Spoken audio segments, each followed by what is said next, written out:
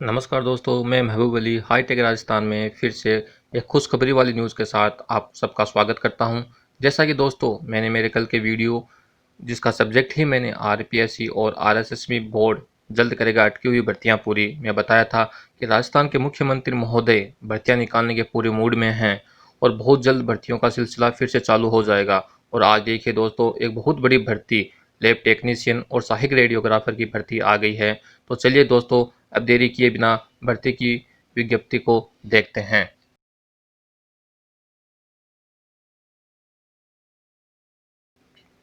दोस्तों, आप जैसे को सबको पता ही है, Rajasthan staff and selection board Jaipur ने यह भर्ती निकाली है। इसका लिंक rsmssb.rajasthan.gov.in है और इसका लिंक मैं डिस्क्रिप्शन में भी डाल दूंगा। दोस्तों, जैसे ये वेबसाइट ओपन होगी आपको सबसे पहले न्यूज़ नोटिफिकेशन में जाना होगा।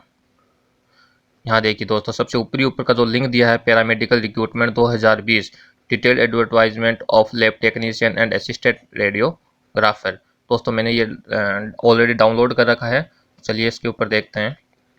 ये देखिए दोस्तों, राजस्थान कर्मचारी चयन बोर्ड जयपुर ने ये आज ही 12 तारीख को विस्तृत विज्ञापन दिया है। दोस्तों, पैरामेडिकल संवर्ग के लैब टेक्नीशियन एंड सहायक रेडियोग्राफर भर्ती 2020, ये इसका नाम रखा गया है। दोस्तों, ये जो बेसिक सा जो इंट्रोडक्शन आता है भर्ती के लिए वो है चिकित्सा एवं स्वास्थ्य सेवाएं राजस्थान जयपुर के लिए राजस्थान चिकित्सा एवं स्वास्थ्य अधिनियम सेवा नियमों का इन्होंने हवाला देते हुए जो ये भर्ती है वो निकाली है।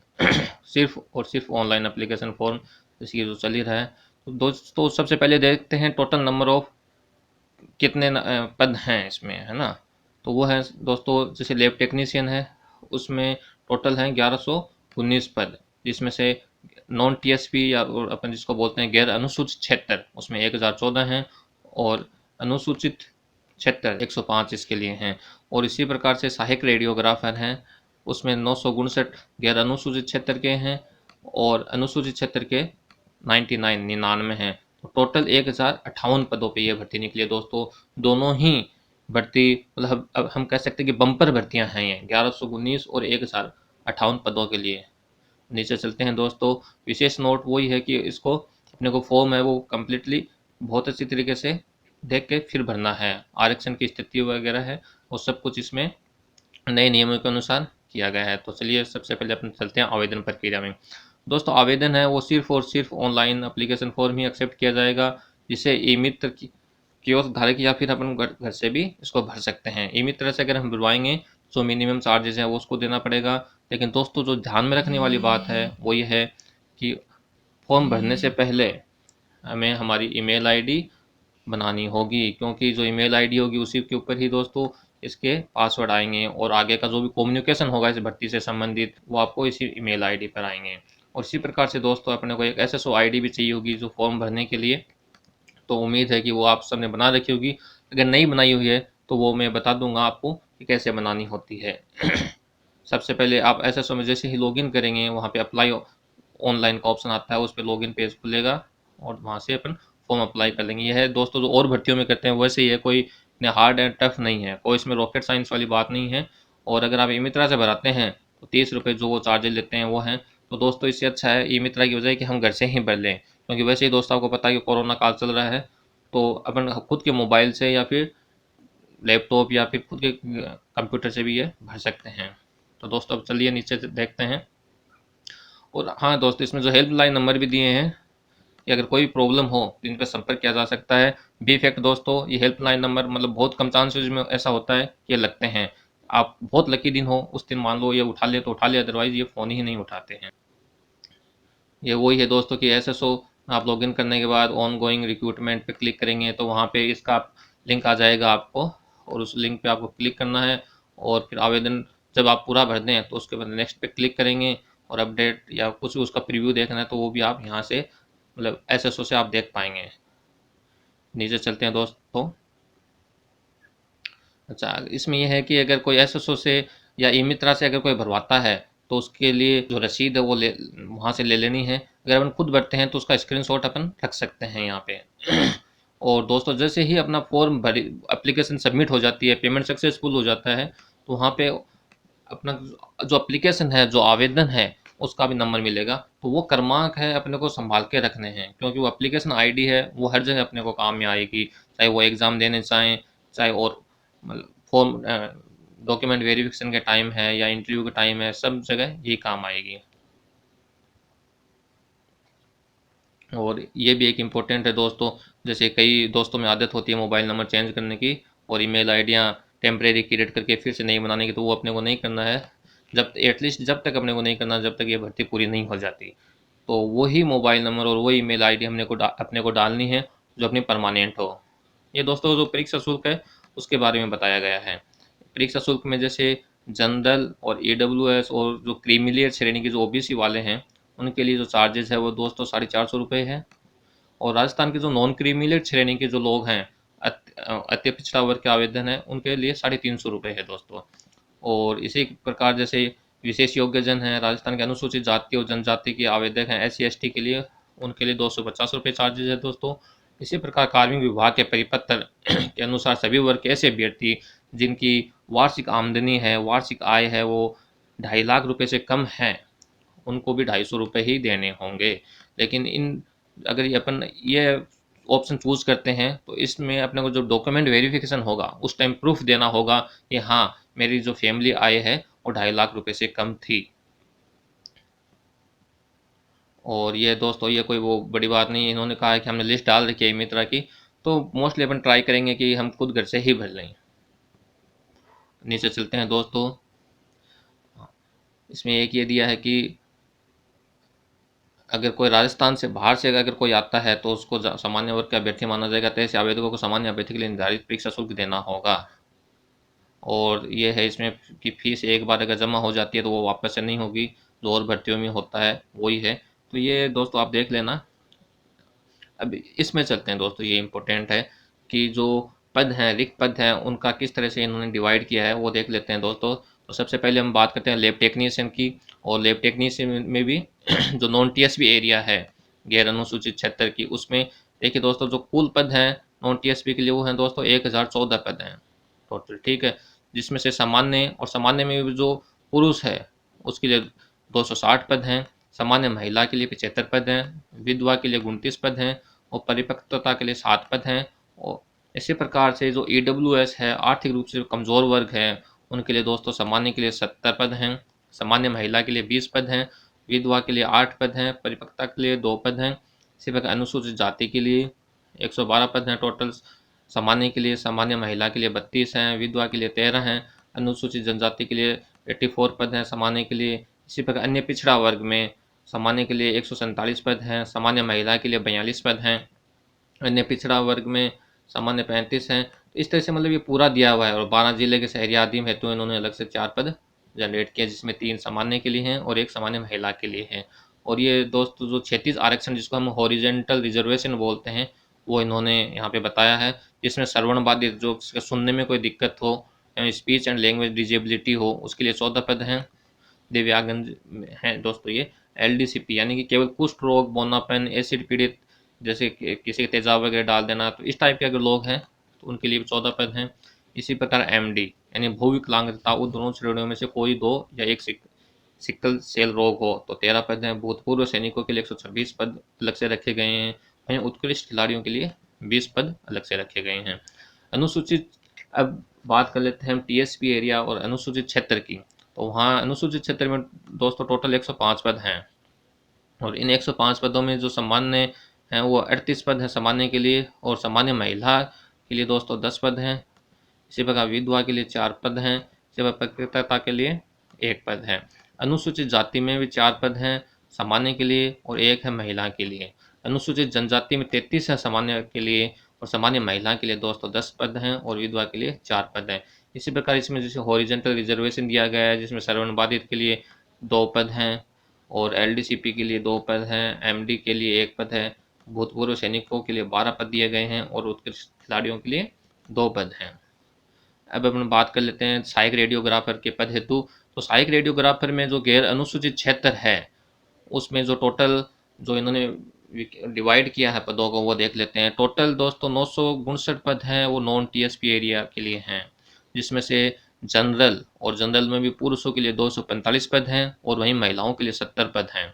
विधवाओं के लिए 28 हैं और परिपक्वता के लिए 7 पद हैं। आर्थिक रूप से जो कमज़ोर हैं, AWS वर्ग श्रेणी के हैं, उनके लिए सामान्य पुरुष के लिए 67 पद हैं, सामान्य महिला के लिए 19 पद है दोस्तों, विधवा के लिए 8 है और परिपक्वता के लिए 1 है। अनुसूचित जनजाति में अगर बात करें तो सामान्य के लिए 106 हैं, सामान्य महिला के लिए 30 हैं, विधवा के लिए 12 हैं।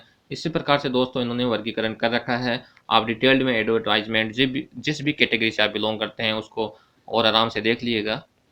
हॉरिजेंटल रिजर्वेशन दिया गया है रेडियो सहायक रेडियोग्राफर के लिए, जिसमें श्रवणबाधित एवं स्पीच एंड लैंग्वेज डिजेबिलिटी जिसकी भी है उसके लिए दोस्तों 13 पद रखे गए हैं। LDCP यानी कुष्ठ रोग, बौनापन या एसिड पीड़ित लोगों के लिए 13 पद रखे गए हैं। MD के लिए भी 13 पद हैं। वहीं भूतपूर्व सैनिकों के लिए 119 पद रखे गए हैं और उत्कृष्ट खिलाड़ियों के लिए भी 19 पद रखे गए हैं।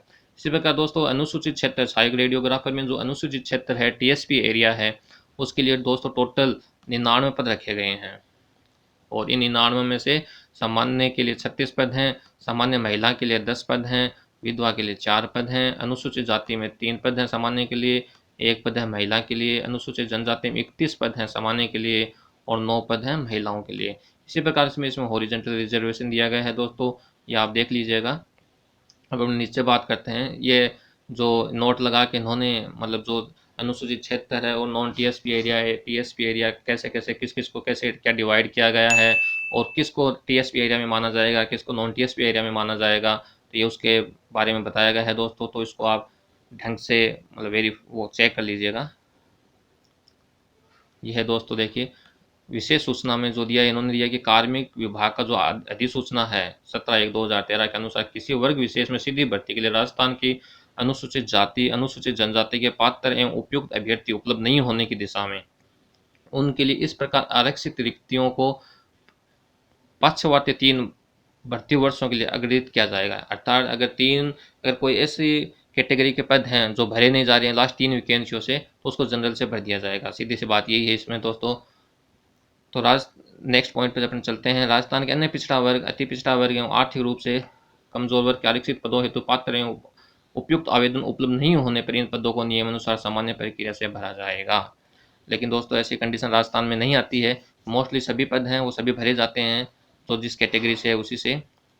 महिलाओं हेतु रिक्तियों का आरक्षण हॉरिजेंटल और प्रवर्गानुसार यानी कैटेगरी वाइज 30% होगा। ये देखिए दोस्तों, तो 30% रिजर्वेशन है वो महिलाओं के लिए रखा गया है। महिला अभ्यर्थियों के आरक्षण उस संबंधित प्रवर्ग में जिसमें भी महिला आवेदक है अनुपातिक रूप से समायोजित किया जाएगा। इसके लिए स्पष्टीकरण भी नीचे दिया गया है। अगर किसी वर्ग, चाहे वो अनारक्षित पद सामान्य हो, अनुसूचित जाति हो, अनुसूचित जनजाति हो, अन्य पिछड़ा वर्ग हो या AWS हो, कि पात्र उपयुक्त महिला आवेदक उपलब्ध नहीं होने पर उस पद को उसी वर्ग के पुरुष आवेदक से भरा जाएगा। यानी जो 30% रिजर्वेशन रखा गया है, लेकिन बाई चांस अगर वो महिला नहीं मिलती है तो वो पुरुष के पद से भरा जाएगा। इसी प्रकार से दोस्तों 4th पॉइंट में महिलाओं के आरक्षण को बताया गया है, जिसे आप पढ़ लीजिएगा। और ये पूरा मतलब यही है, रिजर्वेशन से संबंधित ही हैं सभी पॉइंट्स ये। और ये 9 में जैसे 12 जिले के लिए अलग से पद किए गए हैं उसके लिए बताया गया है। नीचे चलते हैं दोस्तों। भूतपूर्व सैनिकों हेतु जो अपन ऊपर देख के आए थे कि अभी भूतपूर्व सैनिकों को भी काफ़ी पद दिए गए हैं, तो उसके बारे में ये डिस्क्रिप्शन है। भूतपूर्व सैनिकों के आश्रितों को भूतपूर्व सैनिकों के पद का लाभदेयी नहीं होगा। ये एक इम्पोर्टेंट है दोस्तों। अगर भूतपूर्व सैनिकों के आश्रित है कोई, उनके बेटा है, तो उनके भूतपूर्व सैनिकों को आरक्षित पद का लाभदेयी नहीं होगा। यानी कि जो खुद आर्मी मैन है उसी को ही इसका लाभदेयी होगा, उसकी फैमिली में और किसी बंदे को नहीं होगा। और भूतपूर्व सैनिकों के लिए दोस्तों इन्होंने अलग अलग पॉइंट लगा रखेंगे। भूतपूर्व सैनिक किसको मानेंगे, जैसे प्रतिरक्षा, थल जल वायु सेना सेवामुक्ति के समय आवेदक का चरित्र अच्छा से कम नहीं होना चाहिए, जैसा कि उसकी सेवामुक्ति में दर्शाया गया हो। जब भी आदमी रिटायरमेंट होता है तो उसका जो करेक्टर सर्टिफिकेट उसको मिलता है, तो उसमें जो उसका करेक्टर सर्टिफिकेट है, जो चरित्र है, वो अच्छा होना चाहिए। यही बेसिक सी चीज़ें हैं दोस्तों जो मोस्टली हर आदमी मिल जाती है। यहाँ पे ऐसे कोई दिक्कत होने वाली बात नहीं है। इसी प्रकार से फिर 11वें पॉइंट में उत्कृष्ट खिलाड़ियों के लिए पदों हेतु वो बताया गया है कि कितना % रिक्तियों का देय होगा, तो उसके अकॉर्डिंग इन्होंने ऊपर हॉरिजॉन्टल उसको डिवाइड कर रखा है। और अंतर्राष्ट्रीय खेल संस्थाएं हैं जैसे IOC अंतर्राष्ट्रीय ओलंपिक समिति है या एशिया ओलंपिक परिषद है, और जो टूर्नामेंट है मतलब किस टूर्नामेंट में भाग लिया हो खिलाड़ी होना चाहिए, वो है दोस्तों। तो इसको आप देख लीजिएगा। नीचे चलते हैं दिव्यांगजनों के लिए। रिजर्वेशन बताया गया है इसमें दोस्तों। इसमें जो HI हेयरिंग इम्पेयरमेंट है, श्रवणबाधित यानी स्पीच है, उनके लिए है LDCPL यानी केवल जो कुष्ठ रोग है, बोनापन है, ये अपन ऑलरेडी डिस्कस कर चुके हैं ऊपर कि इनको रिजर्वेशन किस तरह से दिया गया है। नीचे चलते हैं दोस्तों। अनुसूचित क्षेत्र के अभ्यर्थियों के लिए विशेष निर्देश, जो TSP एरिया उसके लिए है ये है दोस्तों। अब मेन बात आती है वेतनमान की दोस्तों। वेतनमान लैब टेक्नीशियन और जो सहायक रेडियोग्राफर पद है दोस्तों, 7वें वेतन आयोग के अनुसार वेतनमान पे मैट्रिक्स लेवल 8 यानी कि L8 निर्धारित किया गया है दोस्तों। L8 में और जो मासिक नियत पारिश्रमिक नियम अनुसार यानी जो प्रोबेशन पीरियड है उसमें फिक्स उसको उनको पैसे मिलेंगे। जो फिक्स जो L8 के लिए जो निर्धारित शुल्क है दोस्तों वो है 18,300, और आफ्टर 2 ईयर 2 साल में परमानेंट होने के बाद उसके लगभग दोस्तों 35,000 32,000 के लगभग सैलरी बनेगी। और दोस्तों जो अब जो बात करते हैं जो पात्रता है और जो शैक्षणिक योग्यता है उसकी, दोस्तों जो लैब टेक्नीशियन है उसके लिए सीनियर सेकेंडरी अर्थात 12th पास होना चाहिए किससे, साइंस सब्जेक्ट से। और साइंस में क्या होना चाहिए, बायोलॉजी हो सकती है और मैथमेटिक्स हो सकती है, और या फिर इसके इक्विवेलेंट हो सकती है कोई, ठीक है दोस्तों। लेकिन इन सब के साथ एक डिप्लोमा जरूर चाहिए। इसमें डिप्लोमा चाहिए किसमें से दोस्तों, मेडिकल लैब टेक्नीशियन की, from the institute recognised by the state government, यानी ऐसे कॉलेज से या ऐसे इंस्टीट्यूट से जिसको स्टेट गवर्नमेंट ने मान्यता दे रखी हो, या फिर सेंट्रल गवर्नमेंट ने मान्यता दे रखी हो, या फिर राजस्थान पैरामेडिकल काउंसिल ने मान्यता दे रखी हो, और जो registered in Rajasthan paramedical council, और वो जो इंस्टीट्यूट है वो रजिस्टर्ड होना चाहिए राजस्थान पैरामेडिकल काउंसिल में। और ये तीसरा वो जनरल से है, अगर आप राजस्थान से भर रहे हैं तो ऑब्वियस ये कि आपको हिंदी लिखनी और पढ़नी आती ही है। दूसरा आता है दोस्तों सहायक रेडियोग्राफर की, अगर हम बात करें तो वो इस सहायक रेडियोग्राफर में है कि 12th पास होनी चाहिए बायोलॉजी या मैथमेटिक्स से, जिसमें आपका एक सब्जेक्ट होना चाहिए या फिर इसके कोई इक्विवेलेंट होना चाहिए, लेकिन रेडियोग्राफी कोर्स आपको पास हुआ होना चाहिए ऐसे इंस्टीट्यूट से जो कि स्टेट गवर्नमेंट और सेंट्रल गवर्नमेंट के द्वारा मान्यता प्राप्त हो, और रजिस्टर्ड राजस्थान पैरामेडिकल काउंसिल में वो इंस्टीट्यूट रजिस्टर्ड होना चाहिए। तो दोनों चीज़ें आपने देखी दोस्तों। मतलब साइंस में आपको 12th चाहिए, और साइंस में भी 2 सब्जेक्ट होने चाहिए, चाहे तो वो बायोलॉजी हो चाहे वो मैथमेटिक्स हो या फिर इनके इक्विवेलेंट कोई हो। और दोनों में दोस्तों लैब टेक्नीशियन है, उसमें मेडिकल लैब टेक्नीशियन का आपको डिप्लोमा चाहिएगा। इसी प्रकार से सहायक रेडियोग्राफी में रेडियोग्राफी का कोर्स किया हुआ होना चाहिए आपको, और वो हिंदी वगैरह सबको आती है, कोई वो दिक्कत वाली बात नहीं है। राजस्थान का अगर कोई है तो राष्ट्रीयता जो इंडियन है इसमें कोई बड़ी बात नहीं है। एज क्राइटेरिया की अगर हम बात करते हैं दोस्तों, जो कि अभी पर हर भर्ती में राजस्थान में कर दिया गया है, वो है मिनिमम 18 वर्ष और मैक्सिमम 40 वर्ष। ये जो एज क्राइटेरिया है वो जनरल के लिए दोस्तों। इसके अलावा जो छूट है आयु में वो अप्लाई अप्लीकेबल होगी ही। सामान्य वर्ग या आर्थिक रूप से कमजोर वर्ग की महिला अभ्यर्थी को 5 साल की छूट दी जाएगी। इसी प्रकार अनुसूचित जाति, जनजाति, अन्य पिछड़ा वर्ग, अति पिछड़ा वर्ग के पुरुष अभ्यर्थियों को जो राजस्थान के स्थायी निवासी हैं 5 वर्ष की छूट दी जाएगी। ओबी अनुसूचित जाति, अनुसूचित जनजाति, अन्य पिछड़ा वर्ग, अति पिछड़ा वर्ग की महिला अभ्यर्थी जो राजस्थान के हैं उसको उनको 10 साल की छूट दी जाएगी। और इसी प्रकार राजस्थान सेवा सिविल इन भूतपूर्व सैनिकों का अगर वो आते हैं तो उनको अधिकतम आयु सीमा 50 वर्ष होगी। अगर कोई आर्मी मैन फॉर्म भर रहा है तो उनकी मैक्सिमम एज क्राइटेरिया वो 50 साल का रखा गया है।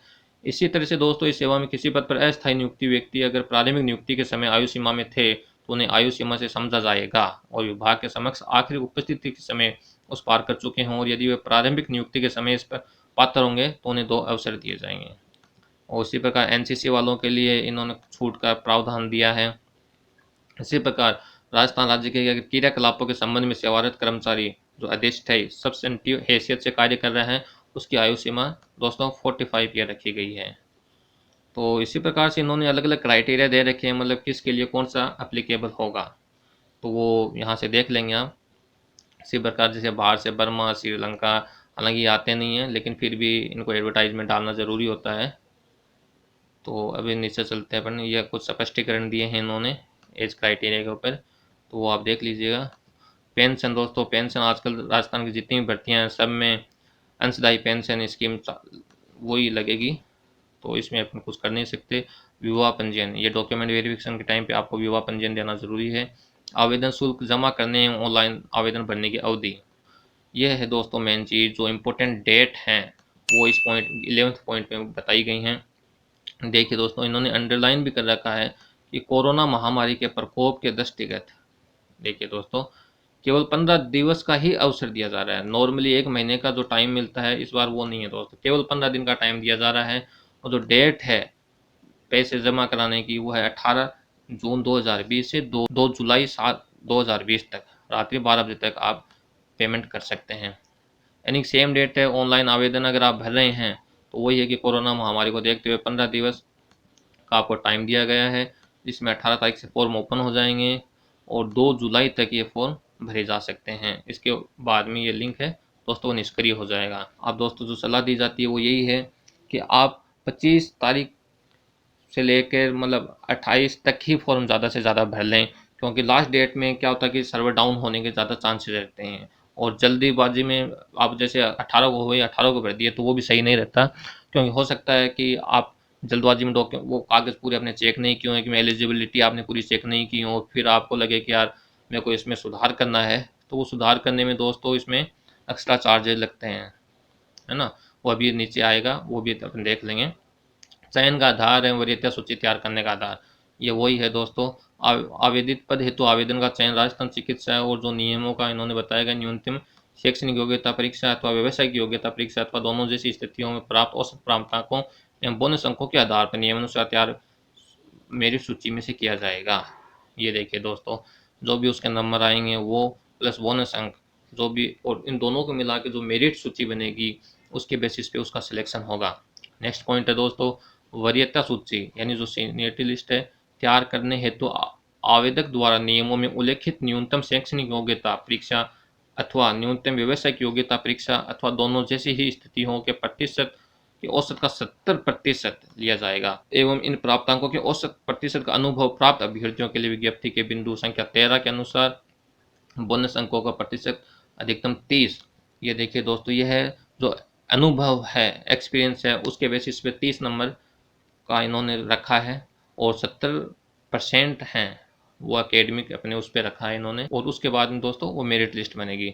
अब जो एक्सपीरियंस वाला जो मैटर आता है, अनुभव के आधार पर बोनस अंक वाला है, वो दोस्तों दिया हुआ है 13 नंबर के पॉइंट में। इसमें देखिए दोस्तों, राजस्थान चिकित्सा एवं स्वास्थ्य अधिनियम संशोधित नियमों के तहत अभ्यर्थियों के बोनस अंक दिए हैं। ये देखिए इस वैकेंसी में मतलब बोनस अंक आपको दिए हैं। चिकित्सा एवं स्वास्थ्य सेवाएं विभाग के आदेश क्रमांक में पूर्ण होने पर दिए होंगे। ये वही है दोस्तों के नियमों का हवाला दिया गया है कि किस नियम के अनुसार इसमें बोनस अंक दिए जा रहे हैं, ताकि फिर कोई कोर्ट का लफड़ा ना पड़े। इन विज्ञापित पदों के लिए सरकार, राष्ट्रीय ग्रामीण स्वास्थ्य मिशन, के रिलीफ सोसाइटी, मुख्यमंत्री बीपीएल जीवन रक्षा, ये इन्होंने कुछ एक नाम बताए हैं कि किस किस के हिसाब से ये दिए जा रहे हैं। यानी कोई अगर इसी प्रकार का सिमिलर काम इनमें कर रहा है तो उनके अनुभव माना जाएगा इसमें। इसमें दोस्तों जो दिया है देखिए, प्राप्त अभ्यर्थियों को प्रत्येक पूर्ण वर्ष पर 365 दिवस के अनुभव पर 10% बोनस अंक दिए जाएंगे, अर्थात एक साल के 10% अंक मिलेंगे, अधिकतम 30। अगर कोई 2 साल कर रहा है तो उसको 20 मिलेंगे, अगर कोई 3 साल कर रहा है तो उसको 30% अंक मिलेंगे। बट अगर कोई 4 साल का अगर अनुभव है किसी के पास तो उसको भी 30 ही मिलेंगे, 5 साल का तो भी उसको 30 मिलेंगे। यानी कि जो 3 साल वाला है उसके बहुत बेनिफिट है इसमें। और 1 वर्ष से अगर कोई किसी के पास कम है, 6 महीने बाद, 6 महीने 10 महीने इस टाइप का अगर किसी के पास एक्सपीरियंस है तो उसको दोस्तों कोई अंक नहीं दिया जाएगा। तो दोस्तों यहाँ पे देखने लायक बात यह है कि जिसके पास 1 से लेकर 3 साल तक का एक्सपीरियंस है उसको इस भर्ती में बहुत ज़्यादा बेनिफिट होने वाला है, क्योंकि उनको ये जो बोनस अंक हैं वो डायरेक्ट ही मिल जाएंगे। लेकिन दोस्तों अगर एक तरीके से अपन देखें तो वो इस चीज़ के लिए डिजर्व भी करते हैं, क्योंकि उन्होंने एक्सपीरियंस लिया है, उन्होंने 1 साल 2 साल 3 साल उन्होंने काम किया है फील्ड में, तो ये अंक उनको मिलने भी चाहिए। ये दोस्तों देखिए 365 दिवस को मतलब 1 वर्ष माना जाएगा। अलग अलग अवधि, कोई अलग अलग जैसे काम करता है, अलग अलग अनुभव प्रमाण पत्र भरा जाए। ये देखिए दोस्तों, अभ्यर्थी को 1 से अधिक अनुभव पत्र जारी होने के सभी अनुभव प्रमाण पत्र अपलोड किए जाएंगे। कई जैसे अलग अलग हॉस्पिटलों में या अलग अलग जगह काम करते हैं तो उनको इस तरह से अलग, जो जैसे किसी कहीं पे 6 महीने के लिए, कहीं पे 2 साल के लिए, कहीं पे 12 महीने के लिए, तो उनको सबको कंबाइंड करके सभी के अलग अलग उनको देने पड़ेंगे। यह दोस्तों विभाग द्वारा जारी निर्देशों के तहत निर्धारित प्रपत्र पत्र में सक्षम अधिकारी द्वारा जारी अनुभव प्रमाण पत्र ही मान्य होगा। ये दोस्तों जो परफॉर्मा दिया है अनुभव प्रमाण पत्र का, कि आपका अनुभव प्रमाण पत्र है वो किस तरह से भरा के लाना है। ये आप भरवा लेंगे, जिसमें अभ्यर्थी का नाम है, पिता का नाम है, बेसिक सी वही डिटेल हैं, और आवेदन पत्र जो अपना एप्लीकेशन भरेंगे वो नंबर आ जाएगा यहाँ पे, और अभ्यर्थी का नाम आ जाएगा, शिवा पिता पति का नाम आ जाएगा, संस्थान का नाम आ जाएगा जहाँ पर उसने कार्य किया। मतलब ये अपने को अनुभव भरा के ले जाना है, और जो भी जारी करता है ये अनुभव, जो भी हायर अथॉरिटी है, वो उसके साइन और सिग्नेचर यहाँ पे हो जाएंगे। तो अब नीचे चलते हैं दोस्तों। यह अनापत्ति प्रमाण पत्र है, अगर कोई कहीं पे काम कर रहा है तो उसको चाहिए होता है ये। नियुक्ति की अयोग्यताएं हैं दोस्तों। नियुक्ति की अयोग्यता में दोस्तों वही है कि अगर कोई मतलब कोई बात हिडन कर लेता है, कोई बात छुपा लेता है, और उसके बाद में गवर्नमेंट को पता चलता है कि ये अयोग्य था लेकिन उसने फॉर्म भर दिया है, तो उसको फिर से अयोग्य मान लिया जाता है। और अगर सरकार ऐसे कामों से संतुष्ट नहीं होती तो उसको फिर भर्ती वो निकाल दिया जाता है जॉब से। यही है दोस्तों। और फिर लास्ट में है आवेदन कैसे करें। तो आवेदन करने का वही है कि आपको ऑनलाइन आपको आवेदन करना है, तो आप अपनी SSO ID से इसको कर सकते हैं, या फिर ई मित्रा की सहायता से आप इसको कर सकते हैं। और ये बेसिक सी गाइडलाइंस है दोस्तों। फोटोग्राफ स्कैन करने का जो तरीका है वो जो और भर्तियों में होता है वही है, तो ये आप देख लीजिएगा पूरे फॉर्म को डाउनलोड इसको विज्ञप्ति को डाउनलोड करके। ये है दोस्तों, देखिए ऑनलाइन आवेदन में संशोधन की प्रक्रिया। यदि आप जल्दबाजी करते हैं कि 18 को जैसे ओपन हुआ 18 को ही भर दो, तो उसमें हो सकता है कि कुछ गलतियां हो जाएं। तो गलतियां का हर्जाना है दोस्तों वो है 300 रुपये का। मतलब जो लास्ट डेट है उसके बाद में आपको 7 दिन का टाइम दिया जाएगा अगर आपको संशोधन करना चाहते हैं उसके लिए, लेकिन उस संशोधन की फीस आपको 300 रुपये भरनी होगी। इसी प्रकार दोस्तों जो प्रमाण पत्रों का सत्यापन है उसके बारे में है यहाँ पे। अगर कोई जाति प्रमाण पत्र है, अन्य पिछड़ा वर्ग है, या फिर कोई जैसे सैनिक है, या फिर कोई खिलाड़ी है, उनके बारे में पे डिटेल दी गई है। और ये दोस्तों बताया गया कि बोर्ड की वेबसाइट है rssmb.rajasthan.gov.in, ये वेबसाइट है, ऑफिशियल वेबसाइट है। और ये उनके जो हेल्पलाइन नंबर हैं, और ये जाटावत जी हैं, BL जाटावत जी, ये अध्यक्ष हैं RSSMB बोर्ड के। तो उम्मीद है दोस्तों आज की ये न्यूज़ आपके लिए बहुत ही खुशियाँ भरी होगी, क्योंकि दोस्तों बहुत ही मतलब ज़्यादा मात्रा में ये पद आए हैं। और जो कोरोना में जैसे ऐसा लग रहा था कि मतलब अब विज्ञप्तियाँ भर्तियाँ आनी ही बंद हो जाएंगी, क्योंकि सरकार के पास खजाना है नहीं तो भर्तियाँ कहाँ से आएंगी, लेकिन उसके बावजूद ये भर्तियाँ आई हैं, तो ये बहुत बड़ी बात है दोस्तों। तो सभी से यही रिक्वेस्ट है कि जो भी एलिजिबल हैं वो तैयारियां करें। और जहाँ तक दोस्तों इस भर्ती का है, तो ये भर्ती जल्दी ही होने के ज़्यादा संभावना है। ये भर्ती मतलब बहुत ज़्यादा फास्ट प्रोसेस होगी, ऐसा भी सुनने में आ रहा है, क्योंकि कोरोना काल में मतलब ज़्यादा इनको ज़रूरत है इन लोगों की। तो आप ढंग से तैयारी कीजिए। धन्यवाद दोस्तों।